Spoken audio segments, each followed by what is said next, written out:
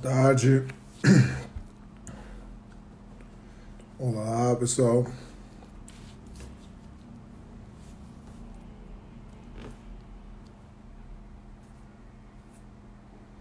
Olá, boa tarde a todos. Tudo bem? Bom, hoje...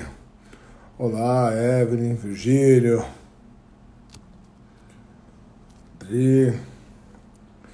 Bom, hoje eu acabei entrando assim 2 vezes de repente, né? Eu entrei hoje de manhã para participar de uma live de uma outra página, o menino estava fazendo, eu pedi autorização para entrar, ele deixou entrar. E agora, eu nem ia entrar, mas eu estava conversando, para quem está me acompanhando hoje aí, eu fiz algumas postagens e tal, sobre se perder entes queridos, né? Faz 1 ano e meio mais ou menos que eu perdi minha mãe. E aí eu estava conversando com a seguidora, e ela falou que está muito difícil para ela também, ela nunca se ligou em datas comerciais e tal, mas que ela mudou de cidade recentemente, então tá sozinha, sem os amigos, sem família e tal, e aí tá sentindo mais falta, né, de não poder falar com a mãe e tal. E eu ia entrar, na verdade, eu tinha colocado o despertador porque 5 horas da tarde eu ia ver uma live de 2 professores amigos meus.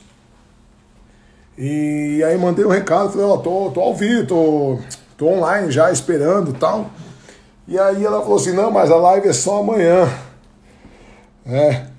E aí, como eu tinha programado esse tempo, eu falei, bom, então eu vou entrar online para bater um papo com o pessoal. Hoje eu quero falar exatamente sobre esse tema, né? Como podemos encarar a morte, né? A gente falou outro dia sobre a morte, sobre depressão, o que é a morte para a filosofia, né? Mas o que nós podemos usar, né? O que a gente pode esperar da filosofia com relação à morte? Então eu gostaria que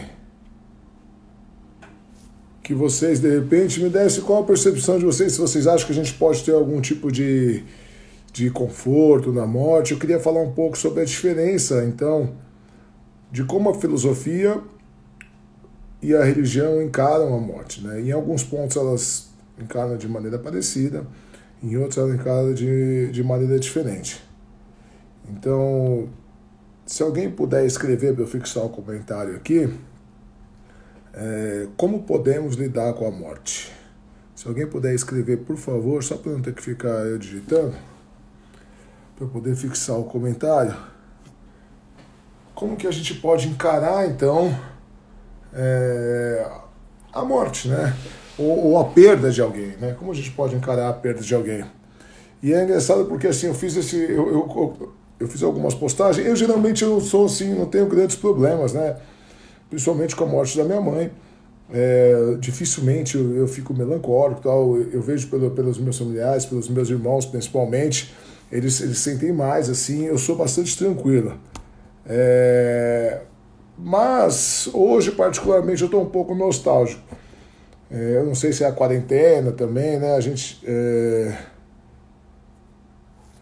fica mais introspectivo. Todos esses dias estamos aí sem poder sair de casa, sem poder ter outros relacionamentos, estamos só convivendo com poucas pessoas. E aí surge essa questão, né? Como lidar com a morte? Para quem não acompanhou, no meu canal do YouTube eu tenho salvo a outra live, que é morte, depressão e suicídio. Mas eu apresento assim como que o que a filosofia pensa sobre a morte em si, né? Naquela live. Com o que a filosofia pensa a morte em si, a depressão, o suicídio. E hoje eu queria falar sobre como nós que ficamos podemos lidar com a morte. Qual a perspectiva que a gente pode ter, né?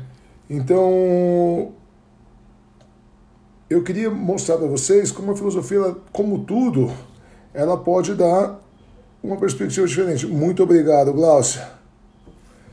Fixar comentário. Pronto, vou deixar fixado aqui. Vamos falar sobre isso?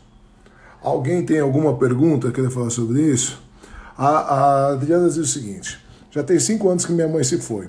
Ela já tinha 83 anos e estava com Alzheimer. Acho que foi um descanso. Mas será que é egoísmo querer ter ela por perto? O que vocês acham? Na verdade, é bastante interessante quando a gente fala da morte. Por quê? Tem um filósofo do século XVII chamado Baruch Spinoza. O Spinoza, ele era judeu, ele vem de uma tradição judaica, mas ele, aos 22 anos, 23 anos, ele foi excomungado da comunidade judaica. Por que ele foi excomungado? Porque ele apresenta uma visão diferente de Deus, do monoteísmo judaico-cristão islâmico, né? E Spinoza, ele tem uma frase muito, muito interessante. Inclusive, eu passei o dia hoje aqui escrevendo material de apoio do meu curso, que eu vou lançar, se tudo der certo, daqui umas 3 semanas, 2 ou 3 semanas, eu quero agilizar o mais rápido possível. E ele escreve, e Spinoza, ele tem uma frase que ele diz o seguinte: nós só temos 2 certezas na vida. A primeira é a morte, e a segunda, os ineditismos de cada encontro com o mundo. Então, a morte, ela é uma certeza, é um mal inevitável, né? A morte, ela é inexorável, não temos como evitar a morte. E aí surge uma pergunta: se a morte é inevitável, se nós começamos a morrer desde o momento que nascemos, se nós sabemos que iremos morrer, sabemos que as pessoas que nós amamos irão morrer, por que a gente sente tanto medo da morte? Por que a morte dói tanto na gente? Né? E aí nós podemos avaliar algumas perspectivas. Ou como lidar com a morte, né? Como eu disse, raramente eu tenho problema assim, com a morte, porque eu sou bastante realista com relação à vida em geral, né? Então, eu não tenho grandes problemas assim. Lógico que eu sinto falta, tal, mas por que algumas pessoas sentem mais a morte e outras não? O Michael diz assim: é muito difícil lidar com a morte. Acredito que a religião dá um conforto bem maior do que a filosofia. Na religião cristã, os entes queridos se reencontrarão depois da morte, e a filosofia não pode. Michael, eu acho que você, em parte, tem razão. Em parte, você tem razão. Por quê? Porque essa é a grande diferença. Por que a ideologia cristã superou a ideologia grega no mundo? Porque até então, mesmo com o domínio político e militar dos romanos, a filosofia grega ela continuou sendo a ideologia predominante, né? Por que a filosofia cristã, a ideologia cristã superou? Exatamente por causa disso. Porque para os gregos, quando você morria, se você tivesse achado o seu lugar no cosmos, se você tivesse agido bem para com o universo,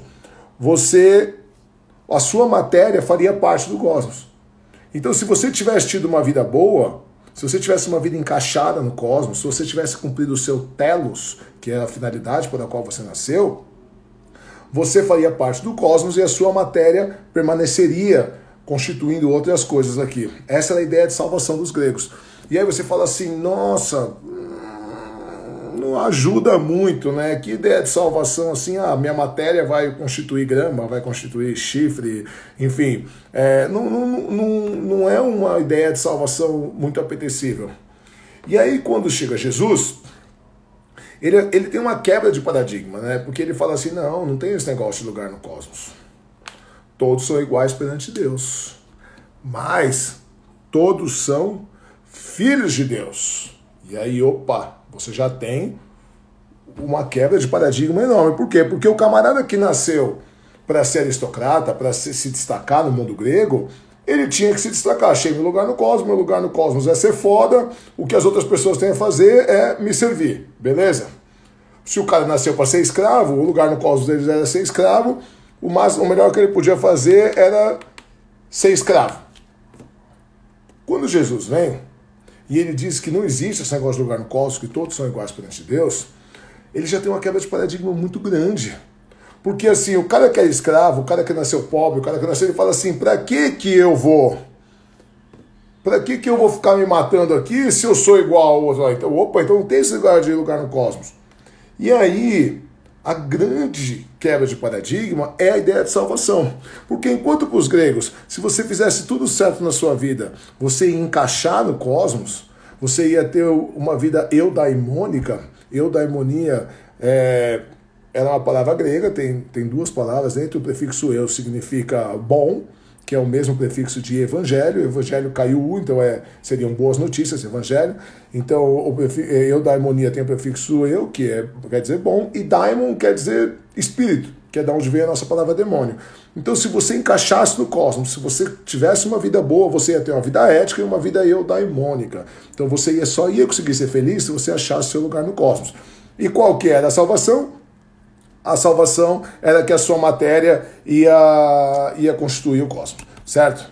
O que acontece? Quando Jesus vem, além dele dar uma perspectiva de que não tem essa coisa de lugar no cosmos, que todos nós somos iguais perante Deus, somos filhos de Deus, então você consegue sair dessa ideologia de que quem nasceu para ser pobre tem que ser pobre, quem nasceu para ser escravo tem que ser escravo. O que acontece? A ideia de salvação que Jesus apresenta é do caralho. É uma ideia 2000 plus Diamond. É muito, muito, muito melhor. É uma ideia prime. Por quê? Porque ele diz assim, não tem essa de a sua matéria vai constituir o cosmos. Não. Quando você morrer, você vai continuar vivo, você vai para o céu. Porque a ideia de alma para os gregos era diferente. Você não era sua alma é a energia que faz você funcionar. Quando você morria, você acabava e a sua alma voltava para o mundo das ideias. É igual um aparelho eletrodoméstico com energia. Você põe ele na tomada, a energia vem, faz ele funcionar. A hora que você tira da tomada, a energia vai embora, volta para onde ela estava e você já era. A ideia é essa de alma para os gregos. Não é essa ideia que a gente tem, essa ideia cristã. E aí Jesus diz o seguinte, não tem essa de lugar no cosmos. Quando você morrer, você vai continuar vivo. E melhor, com os seus sentimentos, as suas emoções, os seus pensamentos. E melhor, com os seus entes queridos que já morreram. Então era uma ideia de salvação tão foda, tão boa, tão 2000 plus prime, que desbancou a ideologia grega. Ele desbancou. Então, como que a gente pode lidar com a morte? E aí a religião, né, e não só a religião, tá? Eu estou só respondendo a pergunta do... Desculpa, eu esqueci o nome. Deixa eu ver aqui. Do Michael. Então, nesse caso, a ideologia cristã, a ideologia religiosa, ela dá um conforto que até então a filosofia grega não dava. Por quê? Porque, amigo, quando eu morrer eu não quero ser saco de boi, não quero ser chifre, não quero ser grama, não quero ser maçaneta.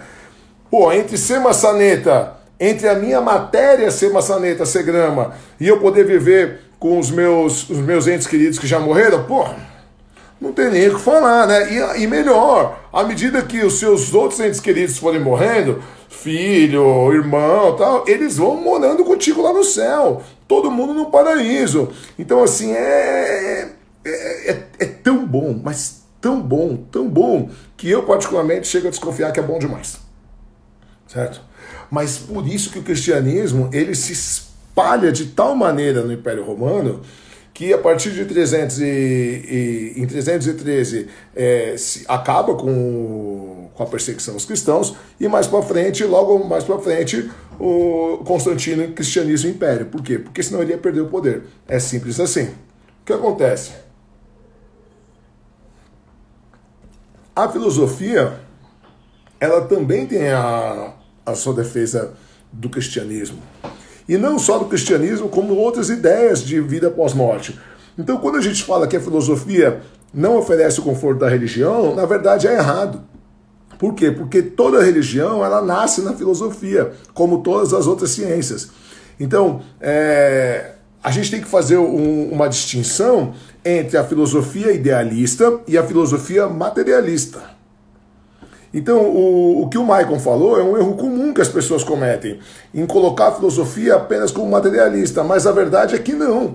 A verdade é que, como nos últimos 2 séculos, os filósofos, a grande maioria dos filósofos de destaques, têm sido grandes materialistas, o que acontece? A gente tende a pensar hoje que a filosofia ela é materialista e que a religião ela dá um conforto que a filosofia não dá. Mas, na verdade, quem dá primeiro esse conforto, antes da religião até, é a filosofia. Por quê? Porque esse dualismo, ele nasce com Platão, com Sócrates, 550 a.C. Então o que acontece? Então Sócrates, que era o mestre de Platão, e quando eu falo Sócrates, leia-se Sócrates barra Platão, Platão barra Sócrates, né? Eu falo isso toda a live, por quê? Porque a gente não tem nada escrito de Sócrates. Então tudo que a gente sabe dele, nós temos pelos escritos de Platão. Então a gente não sabe exatamente, porque Platão escreve por meio de diálogos, e todas as suas ideias eram colocadas na boca do personagem Sócrates. Então a gente não sabe exatamente qual é a ideia de Sócrates, qual que é a ideia de Platão. Então o que acontece? Sócrates, ele idealiza um mundo ideal, onde um mundo perfeito, um mundo eterno, um mundo onde as coisas são o que são, as verdades absolutas do universo, e é onde fica a alma, quando a gente morre e antes da gente nascer. Mas como eu falei, era uma ideia ainda onde essa alma não era você propriamente dita, era uma parte de você que fazia você funcionar. Mas não era você especificamente, tanto que quando você nascia, você esquecia, sua alma esquecia. Então, para Platão não existe conhecimento novo. Para Sócrates não existe conhecimento novo. Tudo que você lembrava, que você aprendia de novo, na verdade, você estava relembrando verdades que a sua alma já sabia. Né? Verdades absolutas que a sua alma já sabia lá do mundo das ideias. E é o que ele chama de reminiscência ou anamnésia. Tem uma pergunta aqui na caixinha. Hoje é como se fosse uma energia fragmentada, e para os gregos era uma energia única. Exatamente, Silva. A ideia era essa. Mas assim, eu estou falando, vocês têm que entender que não existe verdades absolutas na filosofia. Um filósofo pode falar uma coisa, vir outro filósofo depois e falar exatamente o contrário. E o que acontece? Os dois são filosofia. Então, vamos entender que nós estamos falando de uma filosofia idealista, filosofia platônica. Para Aristóteles, que vai ser o principal discípulo de Platão, a alma ela também era essa energia que fazia a gente sentir, que fazia a gente pensar, mas quando você morria, acabava. Entendeu? Então não existia uma alma pós-morte. Nesse sentido, ele era monista. Não existiam 2 mundos, não existia mundo das ideias, da onde a alma ia, tal. Não. O que ele era dualista no sentido de que o corpo, que no ser humano era dividido entre corpo e alma. Mas no sentido de vida pós-morte, ele não acreditava. Então quem vai dar a base para as religiões, quem vai dar a base para todas as teorias de pós-morte, seja o cristianismo, seja o islamismo, seja a reencarnação, quem vai dar a base teórica, filosófica, é Platão e Sócrates. Ah, professor, mas já existia antes de Sócrates e Platão, já existiam, por exemplo, os deuses egípcios, os deuses sumérios que acreditavam numa vida após a alma. Já existiam. Primeiro que quando eu falo que nós falamos de filosofia, nós falamos da filosofia oficial, que é a filosofia ocidental, que nasceu em 700 a.C. na Grécia, com Tales de Mileto, e nós estamos falando de uma base teórica fundada em conceitos lógicos, tá? Deixa eu falar uma coisa para vocês. Hoje, eu passei o dia escrevendo o material de apoio do meu curso online que eu vou lançar, e eu tinha pensado em lançar um curso de iniciação à filosofia e eu desisti. Desisti em qual sentido? Eu estou chamando o meu curso de um curso de pré-filosofia. Por que pré-filosofia? Porque existem alguns conceitos e eu vejo que esse é o grande problema hoje de quem estuda por conta. Embora você estudar por conta, você ser autodidata é muito bom, você poder estudar é muito bom, você perde algumas coisas que o ensino acadêmico fica faltando. Então existem alguns conceitos, como teoria do conhecimento, como estética, enfim, uma série de outras, que não são propriamente dito filosofia, mas que é importante para que você entenda como desenvolve o pensamento. Lógica, silogismo e uma série de outras coisas. Então, fiquem atentos aí, porque eu estou já planejando o lançamento, vou ter um pré-lançamento do meu curso, e aí vocês vão conseguir entender direito por que alguns conceitos são importantes antes de você entrar propriamente dito na filosofia. Michael diz assim, na psicologia fala das fases do luto. Acredito que cada pessoa passa por essas fases de diferentes maneiras, independentemente da pessoa ser voltada para a religião ou não. O que você acha? Bom, na psicologia, principalmente na fenomenologia, que é o estudo do fenômeno em cada indivíduo, as ações são individuais, né? As reações são individuais. Mas nós funcionamos por padrão, né? O nosso cérebro ele se forma de uma maneira, não só biologicamente, como a nossa psique ela se forma por alguns padrões. Então, o luto ele é extremamente importante, a vivência do luto é importante, mas realmente cada pessoa reage de um jeito. Por quê? Porque esse luto, dependendo da experiência de vida dela, da construção da psique, ela vai ter uma significância diferente. Tá? Aí entra não só a fenomenologia, como também a semiótica, né? A maneira que você comunica isso e a maneira que ela é interpretada para quem ouve.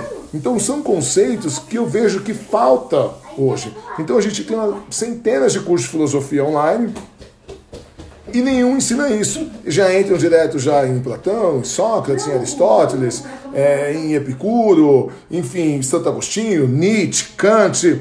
E quem não teve essa base desse instrumento, esse arcabouço teórico, que necessariamente não é filosofia, mas que se faz necessário para entender, você fica acabando patinando um pouco. Então é isso que eu estou planejando para vocês, um curso que eu estou chamando de pré-filosofia. A Adriana diz o seguinte, a filosofia vira um caminho para nos levar a entender melhor e não entrar na energia do ódio e culpa pela perda. Então, Adriana, na verdade, o que acontece? A morte ela é inevitável. Inevitável. Se não a única... É o que Spinoza disse. Nós temos apenas duas certezas na vida, que é a morte e os ineditismos de cada encontro com o mundo. Cada encontro com o mundo é inédito, por mais que você faça a mesma coisa todo dia. Então, o que vai fazer diferença, se essa energia, o que Freud vai chamar de Thanatos, né, essa energia destrutiva da raiva, de você ficar com raiva ou não pela perda de alguém, vai depender das suas próprias experiências e da sua perspectiva para com a vida e para com a morte. Então, uma conhecida minha perdeu um pai, o pai dela um tempo atrás, ela cuidou do pai e tal, e ela estava extremamente triste, e eu liguei para ela para dar meus pêsames, e eu particularmente, professor Marcos, eu sou materialista, né, nesse ponto. Eu não acredito em absolutamente nenhuma vida após a morte. Então eu falei para ela, olha, eu não sou a pessoa mais indicada para te consolar. Por quê? Porque a fé ela dá um consolo que o pensamento racional não tem como dar. Não tem. E é por isso que eu defendo que cada um tenha que ter a sua fé. Eu sou contra pessoas que ficam criticando a fé dos outros. Por quê? Porque a fé ela serve de conforto. Por quê? Porque na fé você não precisa de provas. Então, se eu chegar num velório e falar assim, olha, para uma mãe que perdeu um filho, por exemplo, ou para um filho que perdeu uma mãe, e falar assim, olha, morreu, sua mãe morreu, a gente vai morrer também, ou seu filho morreu, a gente vai morrer também. Ele só foi antes, mas assim, nós somos seres biológicos e todo ser biológico tende a se decompor, e enfim, ele vai voltar a fazer parte da Terra. Então assim, a pessoa é capaz de ficar brava com você, óbvio. Se você falar uma coisa dessa no enterro, a pessoa vai ficar brava com você. Mas se você chega e fala assim, olha, Deus leva os bons primeiro, olha quando ele está melhor, está junto de Deus, está feliz, já já vocês vão se reencontrar. Então esse tipo de afirmação, que é a afirmação que você faz pela fé, ela realmente tem um poder reconfortante que o pensamento racional não vai ter, né? Então, nesse ponto, dependendo de como você tem o seu alinhamento ideológico com perspectiva à vida ou à morte, você vai poder direcionar essa energia, né, que essa pulsão de morte, que Freud chama de Thanatos, se você fica com raiva ou não. Agora, eu estava falando da minha conhecida que perdeu o pai. O que eu posso falar? O que eu posso falar para quem tem uma experiência assim? O importante é a vida. Caso vocês não tenham percebido, não tenham acompanhado outras lives minhas, eu já deixei claro que o futuro e o passado não existem. O que existe é o agora apenas, né? Então, o passado não existe, como o futuro também não existe. O passado e o futuro, como diria Santo Agostinho, eles só existem no presente. Então, a única coisa que existe é a mais estrita instantaneidade do agora. Então, se você estiver vivendo a sua vida de maneira a que você não se arrependa do que você faz, pelo contrário, você gostaria que isso se repetisse infinitas vezes, que é a lei do eterno retorno em Nietzsche, você não vai ficar ressentido com a morte. Então, por exemplo, eu falei para minha amiga, eu falei, olha, ela já é uma senhora, já não é nova, e ela cuidou do pai, e sempre teve ao lado do pai a vida inteira, e eu falei para ela, olha, você tem algum arrependimento? Ela falou, não. Você gostaria de ter ido mais? Você poderia ter ido mais ao seu pai? Ela falou, não, mas eu fiz tudo o que eu podia. Você deixou de fazer alguma coisa que você gostaria? Ela falou, não. Eu falei, então, console-se na vida, não na morte. Console-se no prazer de poder reviver o passado hoje, dos momentos bons que você teve e da satisfação de que você fez o seu melhor. Quem fica ressentido com a morte?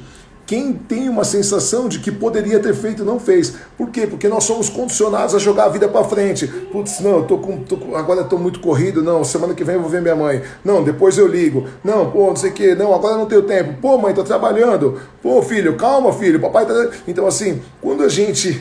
E isso é normal, tá? A gente faz isso no dia a dia. Eu não tô criticando quem faz. Eu só quero que vocês entendam a dinâmica da perspectiva. Quando a gente tem uma sensação de que poderia ter feito e não fez, e de repente a morte vem, nós ficamos com esse sentimento de incompletude, esse sentimento de revolta, de arrependimento, certo? E aí a morte dói. Porque nós temos uma imagem errada, uma ideia errada. Quando a gente, se eu perguntar para você assim, quando a gente nasce, imaginando que a vida seja uma semi-reta, né? Então, quando a gente nasce, está a vida. Aonde está a morte? 99% das pessoas falam, está no fim. Não, a morte não está no fim. A morte está junto. A morte nos acompanha a cada estrito momento da nossa vida. A partir do momento que a gente nasce, ou que a gente é concebido, aí entra uma discussão de quando começa a vida em si, né, a vida autônoma, mas enfim, a partir do momento que você existe como pessoa, como ser, a morte acompanha, a morte é uma possibilidade real. Então a morte não está no fim te esperando. Se fosse assim era fácil. Eu vou viver minha vida, minha morte está determinada, se eu tiver que morrer só lá no fim, não adianta. Não é assim que as coisas funcionam. A morte, ela nos acompanha, ela está no cangote o tempo inteiro, sabe? É isso que é a morte. Então, se você vive a sua vida da melhor maneira que você poderia viver, se você vive a sua vida como se você quisesse que essa vida se repetisse infinitas vezes, não que ela vá se repetir, mas como se ela fosse repetir, você gostaria de viver tudo de novo, é porque você está vivendo bem, é porque você vive sem arrependimentos, porque você está vivendo a vida de forma plena. Então, quando a morte chegar, porque ela vai chegar, seja para você, seja para os seus pais, seja para os seus filhos, a morte vai vir, é um mal inexorável, que não podemos nos deter dele, ela vai chegar, mas quando ela chegar, você tem uma satisfação de plenitude. Lógico, você vai ter saudade, óbvio que você vai ter saudade. E eu fiz um post agora há pouco, a saudade de alguém que se vai é infinita. Por que ela é infinita? Porque a saudade, ela só pode ser rompida se ela for morta pela presença. E uma pessoa que se foi, não tem mais como estar presente. Então a saudade ela é infinita, infinita no sentido de que não vai acabar nunca, ela é ininterrupta, não pode ser interrompida, não pode ser assassinada pela presença, pelo prazer da presença. Então quando você sente saudade de alguém que se foi, essa saudade ela é eterna, eterna até você se ir também. Epicuro dizia que a morte é a incapacidade de sensações. Ele não acreditava numa vida após a morte, mas ele dizia, enfim, a morte quando os gregos tinham essa ideia de que a morte é um encontro impossível.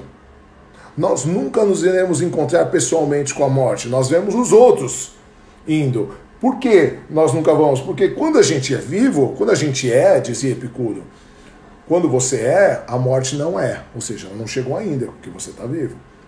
Quando você não quando a morte aliás, ele diz, quando a morte você já não é mais. Ou seja, quando a morte chega pra gente, a gente não tem como senti-la, porque a morte é impossibilidade de sensações. Por quê? Porque a morte ela não tem materialidade ontológica. A morte em si não existe.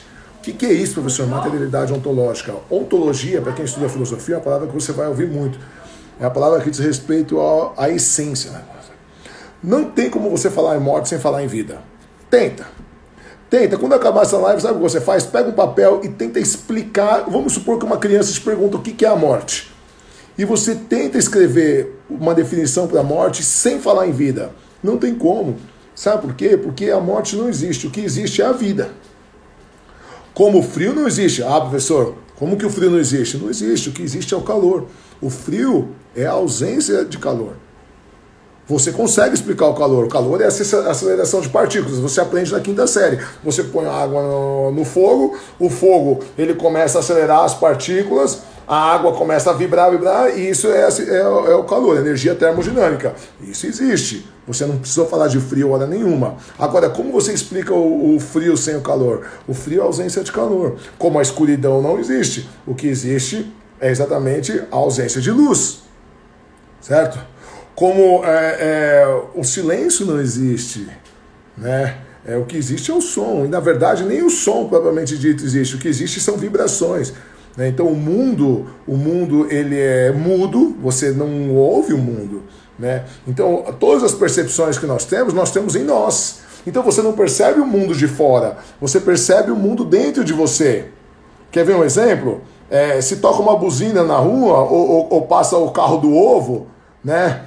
Passa o carro do ovo, falando ovo a R$30, ou o carro dos churros, né? Churros ou pamonha. Você tem a impressão que você está ouvindo o mundo lá fora, mas você não está ouvindo o mundo lá fora.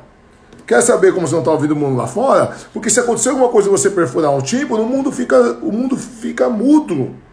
O que você tem, na verdade, são vibrações, né?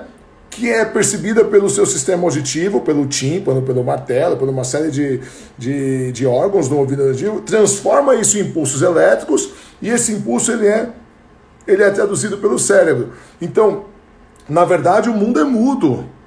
Você não enxerga o mundo lá fora. Professor, como que eu não enxergo? Não enxerga, porque se você apagar a luz, você não enxerga nada. Então o que você enxerga, na verdade, é a luz refletida dos objetos. Você não enxerga o objeto em si. A luz que é traduzida pela retina, o estímulo luminoso que é traduzido pela retina, transforma em impulsos elétricos e é traduzido pelo cérebro. Então, na verdade, o mundo que a gente conhece, a vida que a gente conhece, a morte que a gente vê nas pessoas, ela não é sentida do mundo, né? Ela é sentida em nós. Então, nesse sentido, é importante que nós tenhamos a perspectiva certa do que é para nós, né? Camarguinho, não sei se você está ao vivo ainda, falou, vamos fazer uma live essa semana? Vamos com o maior prazer. Estou esperando você ter um tempo na sua agenda. O Assar Santos, eu não sei se desculpa, diz assim, por que o estudo da filosofia é importante? Pensando em desenvolvimento pessoal que pode ajudar? Bom, é exatamente sobre isso que eu estava falando, tá? Pessoal, se quem tiver fazer pergunta, por favor, faz nas duas caixinhas aqui embaixo, tem duas caixinhas com interrogação, porque no chat eu não consigo acompanhar, vai subindo, eu não consigo. Por que a filosofia é importante como autoajuda? Porque a filosofia, ela dá conta, ou pelo menos ela tenta dar conta, das percepções que nós temos para com o mundo. Porque, como eu disse, a gente não sente o mundo. Nós temos a ilusão de sentir o mundo lá fora, mas nós só sentimos em nós. Porque se você tiver um problema na vista e você ficar cego, você não vê mais nada. Se você tiver algum problema auditivo, você ficar surdo, você não vê, não ouve o mundo. Se você, enfim, se você tiver um problema na pele e ficar insensível, você não sente o tato. Então, na verdade, todas as percepções que nós temos do mundo é interiorizada.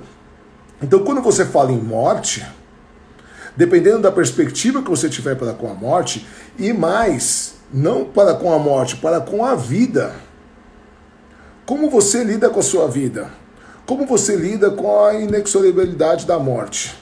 Como você lida em saber que poderá perder seus entes queridos? Se você tiver isso bem claro, óbvio que você vai ter saudade, você vai ter nostalgia, mas você não vai transformar isso num sentimento paralisador. Então, por exemplo, datas como hoje, que são datas comerciais, mas que ficam todos postando fotos, vídeos, hoje nem tanto vídeos, porque estão todos em quarentena, né? Não são todos que têm contato com os pais, mas em dias como hoje é óbvio que você vai ficar mais nostálgico, você vai sentir saudade, mas a partir do momento que você sente saudade e você sente a plenitude dos momentos que você teve com a pessoa, você se reconforta, ainda que não tenha uma esperança pós-morte. Então, nesse sentido, a filosofia ela vai te dar um conforto, seja você religioso ou não, porque ela ajuda você a entender por que você lida com isso. Porque o sentimento para com a morte, ele não está nos outros, ele não está no mundo, ele está em nós. De fato, a conexão com o presente é o remédio de muitas dores. Porque, na verdade, Diogo, não existe passado, como não existe o futuro, só existe o presente. Tem um filósofo do século XVII chamado Blaise Pascal, e Pascal ele diz o seguinte: é perfeitamente comum que passemos a vida vivendo os tempos que não são os nossos. Por quê? Porque o presente agride. Por que ele agride? Porque o único tempo possível de você ter qualquer sentimento, seja amor, seja ódio, seja dor, seja frustração, é o presente, porque é o único que existe. Então, quando você, a ansiedade, né, essa necessidade, ou então o medo da agressão, faz com que nós fiquemos vivendo a vida inteira ou no futuro, um futuro que não existe, projetando coisas, não, porque quando eu for promovido, não, porque quando eu comprar um apartamento, não, porque quando eu me aposentar, não. Então, assim, você vive no futuro ou você vive no passado. Ah, porque na minha época, porque era tão bom, quando minha mãe estava do meu lado. Então, assim, Pascal diz, como o presente agride, é perfeitamente normal que passemos a vida vivendo tempos que não são os nossos, que na verdade é o passado ou o futuro, que eles não agridem mais, eles só agridem no presente, certo? Arthurzão, Arthur Andrade, grande amigo meu, grande beijo pra você, meu querido. Deixa eu ver se tem mais alguma pergunta. Camarguinha, deixa eu ver aqui embaixo tem uma pergunta. Aliás, tem...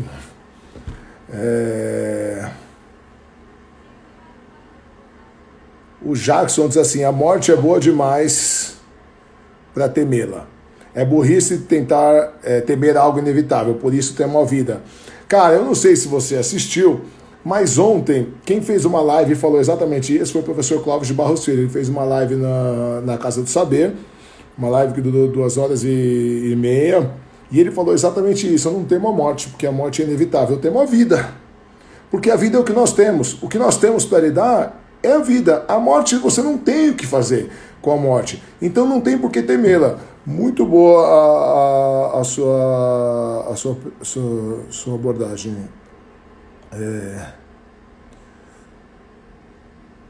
Esse daqui eu já respondi, tá? Só vou marcar aqui para eu poder saber qual que eu respondi e qual que eu não respondi.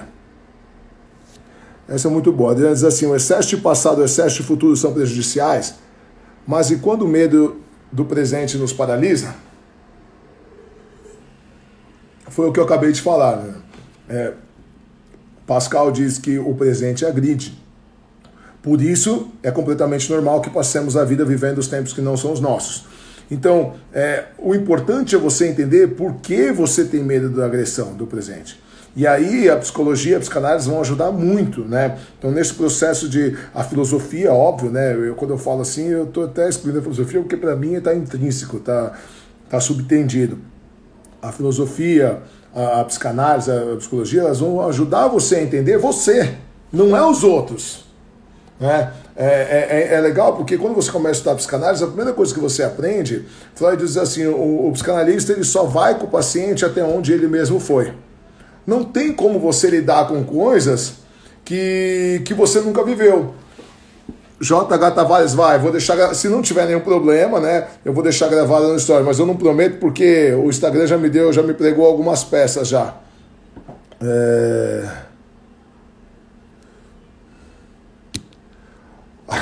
Marisa, você pode falar um pouco sobre Jung e os arquétipos?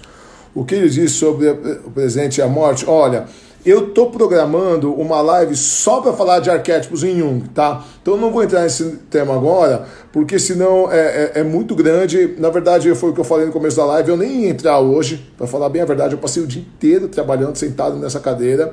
Eu ia assistir a live de dois amigos meus, professores assim, dois personagens que eu admiro muito, e eu achei que era hoje e amanhã só. Então, como eu já tinha programado esse horário, eu acabei entrando. Mas fica de olho que eu vou começar a anunciar as lives. Hoje foi uma live surpresa, assim, porque eu nem ia entrar. Eu vou anunciar uma sobre Jung e os arquétipos, tá? Se eu não entrar, pode me cobrar. A última diz assim, pensando em Deus, o senhor considera que ele, caso ele exista, seria cúmplice do mal? Essa pergunta é uma pergunta que a filosofia lidou muito durante os séculos. Primeiro, foi o que eu falei no começo da live, não existe uma ideia absoluta na filosofia, tá? Então nós vamos ter várias linhas filosóficas que podem dizer uma coisa e outra que pode dizer outra completamente o contrário. Então é errado quando a pessoa fala assim, a filosofia diz isso. A filosofia ela não tem verdades absolutas. Então existem conceitos antagônicos e excludentes entre si dentro da própria filosofia. O que acontece? Primeiro você tem que conceituar o que é o mal. Para os estoicos, não existia nem bem nem mal. A vida só é. A vida só é. Por quê? Porque algo que pode ser bom para você, pode ser bom para o outro. E o que é bom para você, pode ser bom para o outro. Qualquer coisa você pode encaixar nisso, até as coisas mais bizarras. Porque assim, me desculpe até a força do exemplo que eu vou dar agora, mas para vocês entenderem, um estupro de uma criança é bom ou é ruim? Depende. Depende do quê? Da perspectiva. Se você for a criança é ruim, se você for o estuprador é bom, né? Então assim, essa ideia de mal ela vai variar de acordo com quem está fazendo, né? Enganar alguém é ruim? Depende do quê? Se você foi o enganado é ruim, se você foi o que enganou é bom. A percepção, pessoal, não estou entrando em critérios morais aqui, tá, gente? Pelo amor de Deus, não vamos falar que eu falei que pode ser bom o estupro de uma criança, pelo amor de Darwin, como eu falo. Que Newton me proteja dessas coisas, mas assim, a ideia de bom ou mal, ela vai depender muito da sua perspectiva. Tem um filósofo islâmico chamado Avicena, e Avicena diz o seguinte, o mal não existe. O que existe é o bom. O mal se faz, como Deus é o ser necessário e a causa primeira, e ele é bem aristotélico nesse ponto. A Avicena viveu mais ou menos no ano 900. E ele diz assim, como Deus é a causa primeira e ele é o ser necessário, e todos os seres outros são contingentes e vieram dele, a partir do momento que os seres vão dando origem a outros seres, quanto mais se afasta de Deus, mais o mal. Então mal, na verdade, é a ausência da bondade de Deus. E ela se faz pela distância. Então o mal em si também não existe para Avicena. Outras ideias, como o Jung e Yang, como os maniqueístas, eles vão dizer que o universo e o mundo ele funciona por duas forças. A força do bem e a força do mal. E o equilíbrio entre as forças que mantém um mundo. Então, assim, depende da vertente que você olha. O cristianismo, ele dá respostas, algumas respostas, mas no meu ponto de vista, do ponto de vista lógico, são falácias. Por quê? Porque a grande jogada do cristianismo, qual foi? Você pode acreditar só coisas boas para Deus. Só coisas boas. Então, assim, se você perguntar para alguém que te deu tudo de bom na sua vida, ele vai falar, Deus, nossa, Deus deu tudo de bom. E as desgraças da sua vida, quem te deu? Ah, não, foi Deus que fez. Não, Deus não. Até porque o próprio apóstolo Paulo diz, Deus não prova ninguém por coisas más. Então, assim, qual que é a grande jogada do cristianismo? Você só pode acreditar coisa boa para Deus.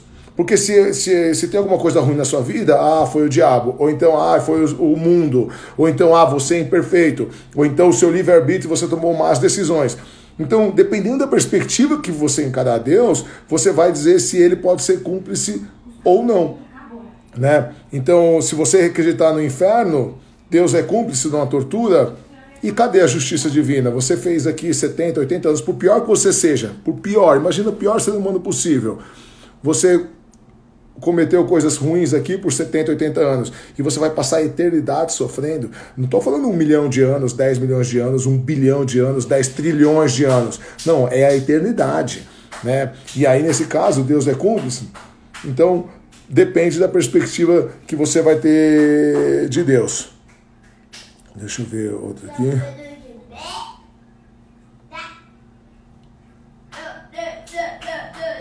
A outra pergunta que você fez, deixa eu colocar aqui, só para você ver, eu acabei de responder.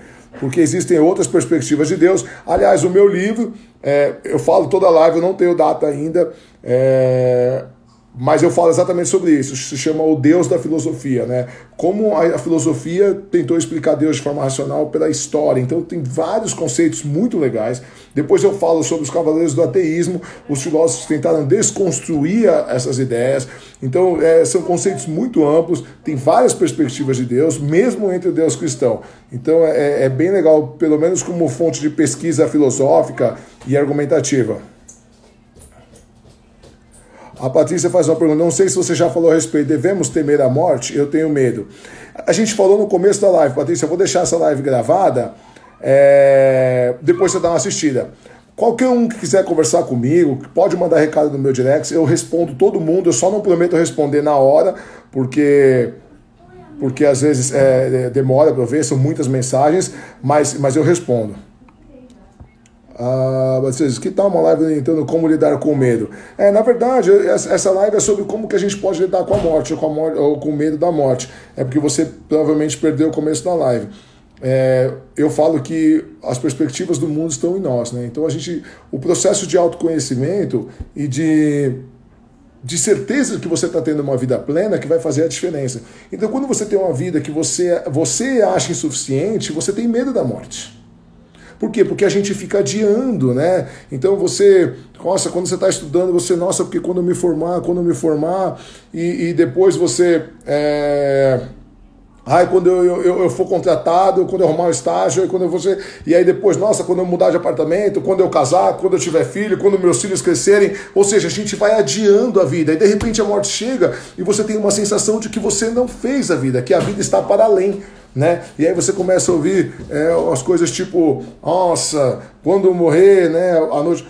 A Cuca maluca quer entrar ao vivo, eu vou deixar... Daqui a pouco tá acabando a nossa live, e eu gosto de deixar quem quiser entrar ao vivo para conversar. Não sei se ela apertou sem querer, ou se realmente ela quer entrar ao vivo. Tá conectando. Olá.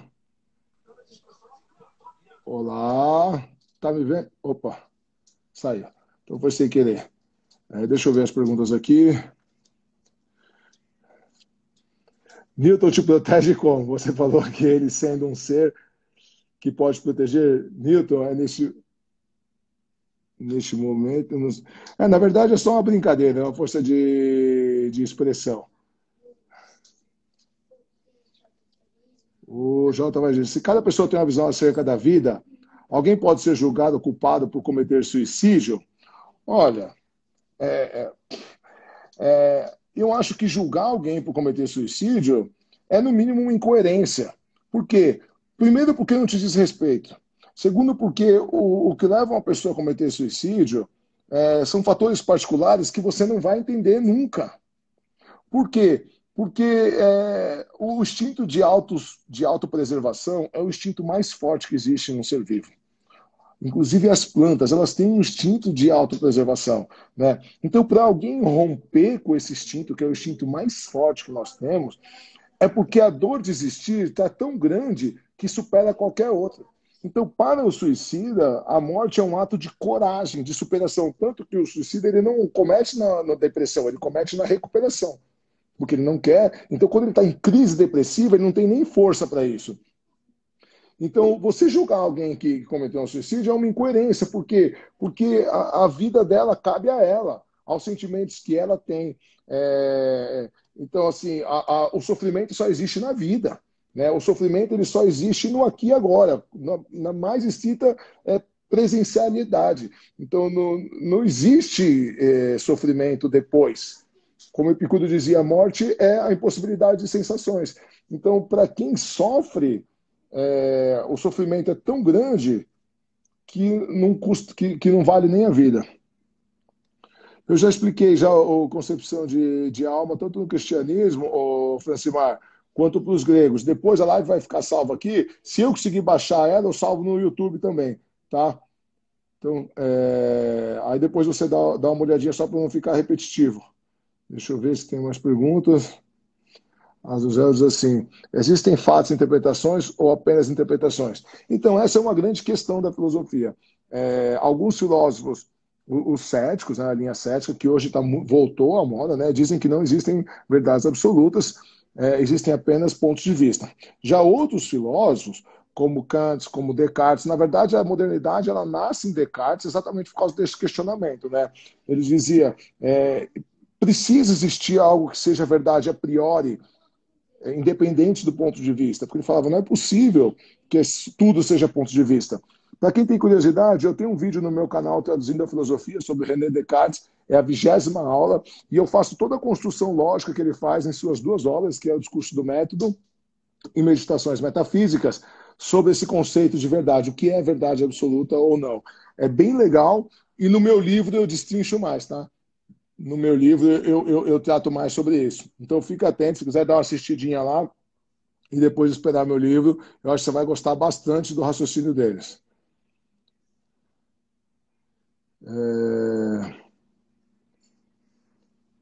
A Nina diz assim, falando de suicídio sobre o Fábio Migliaccio, foi forte, né? Olha, eu acho que toda interrupção da vida é forte. É forte para quem fica. E para quem vai é mais ainda, porque foi o que eu acabei de falar. O instinto de autopreservação é o maior instinto que nós temos. Então, quando a pessoa chega a tentar contra a própria vida, é porque ela tá, a dor de viver está muito forte. Está mais forte do que a dor de superar. Então, é sempre forte, é sempre triste. Poderia, em outra live, falar sobre a crise existencial? O Diamond disse, pô, podemos falar, podemos sim, é um tema bem legal e é bem correlato.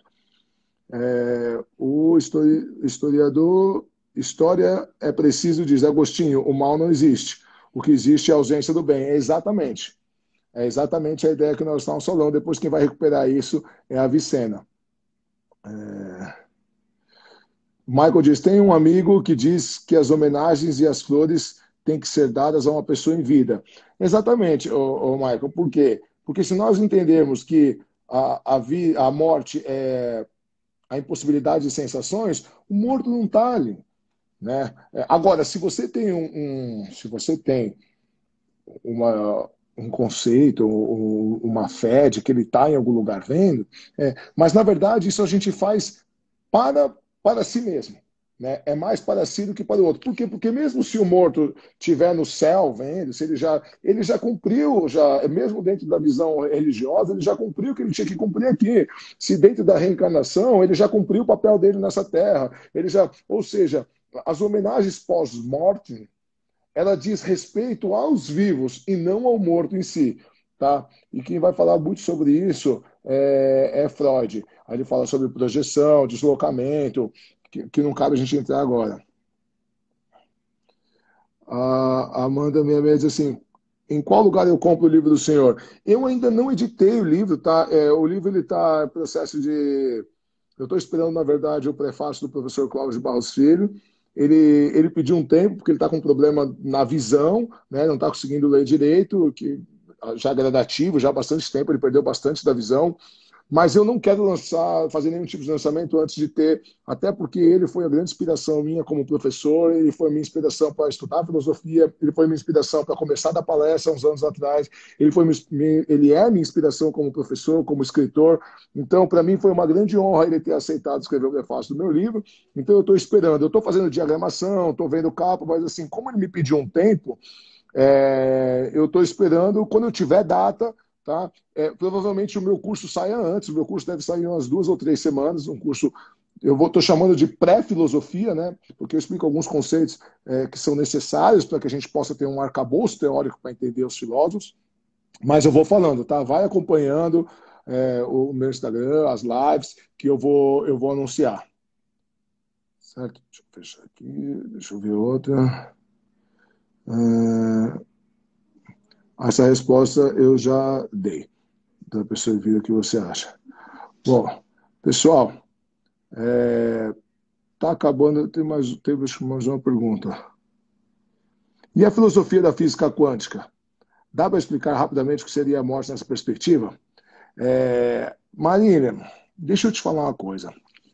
A física quântica ou mecânica quântica, e particularmente eu gosto muito de física quando eu gosto de estudar tudo, né? Quando eu estudo muito, muito, muito filosofia, eu paro, vocês vão me achar louco, mas assim, eu paro e faço exercício de física, parece que o cérebro, parece não, o cérebro é outra área do cérebro que ativa, então tanto que eu tenho essa tatuagem que eu criei aqui, deixa eu ver se vocês conseguem ver, não vai dar para ver, é uma fórmula, aqui, pronto, é uma fórmula que eu criei, baseada nos meus estudos de física, tá?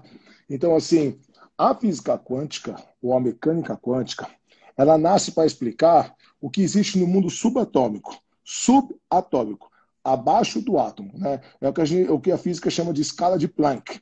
Enquanto a física newtoniana, ela explicava o macrocosmos, né? Newton foi o primeiro a conseguir explicar como funcionava a lei gravitacional, né? Então a gravidade e como isso influenciava nos planetas, então no macro, no muito grande. As leis newtonianas, as leis físicas normais que regem a nossa vida e o universo, elas não se aplicam ao microcosmos, à escala de Planck, partículas que estão abaixo do átomo, certo? E aí nasce a mecânica quântica, tá? Então, o que acontece? Quando você fala em energia, quando você fala em pensamento, não, energia do pensamento, energia não é subatômico, tá? Então, quando você fala em pensamento, não é física quântica.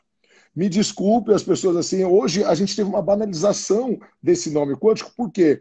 Porque como existe muito pouco equipamentos que possam dar algum tipo de comprovação científica, tudo que a gente fala em física quântica, ele é muito mais teórico, mas não é porque é teórico assim, hipótese, são por base de cálculos. Então, por meio de cálculos e reações do acelerador de partículas, você consegue entender por que algumas coisas acontecem, mas a gente ainda não tem uma comprovação visual ou prática de muitas coisas. Então, como a física quântica ela é muito teórica, né, ela é muito baseada em possibilidades de acordo com cálculos matemáticos, as pessoas usam esse nome física quântica para explicar coisas que não são. Quando você fala em pensamento, em lei da atração, e não vou entrar aqui nesse quesito se eu acredito ou não, se funciona ou não, se existe ou não, isso não é física quântica. Por quê? Porque quando você fala em pensamento, você está falando em impulsos elétricos. Quando você está falando em impulsos elétricos, você está falando de partículas que são maiores que o átomo. Então já não é física quântica.